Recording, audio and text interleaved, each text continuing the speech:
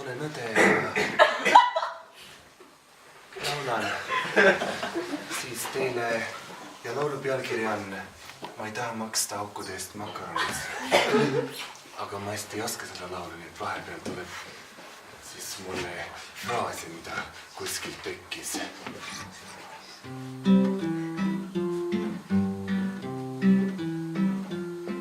Ma ei taha maksta aukude eest makaronis, sest ma olen pask.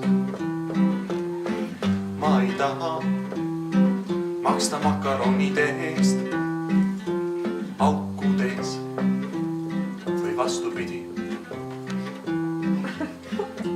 Maasikkamoosis on vitamiinid, aga seda ma ei tea, sest aukudest ei taha ma maksta makaronis.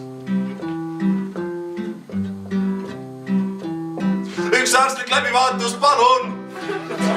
Tuli ükskord mulle üks mees tänaval vastu ning ütles, mina olengi kopajutt. Mina olengi kopajutt. Aga siis läksin edasi, sest ei taha mina maksta aukudest makaronis. Kas mind üldse on kellelegi vaja või leian maja ja laulan teile siin? Ei tea. Halloo, siin loomus.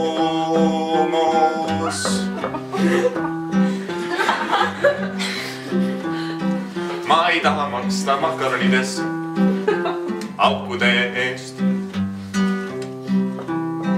See on pikk laul. Fraasid, geniaalsed fraasid, loen ma fraasid. Jõuluaeg on jõuluaeg ja lõpetuseks tahan ma laulda, et skulptuuridest on vaja. Mul on aega kella 7-ni, nii et ma laulan veel. Aga siiski järgmiseks tahan näha skulptuure, mis ise küll räägivad, kuid ei liigu.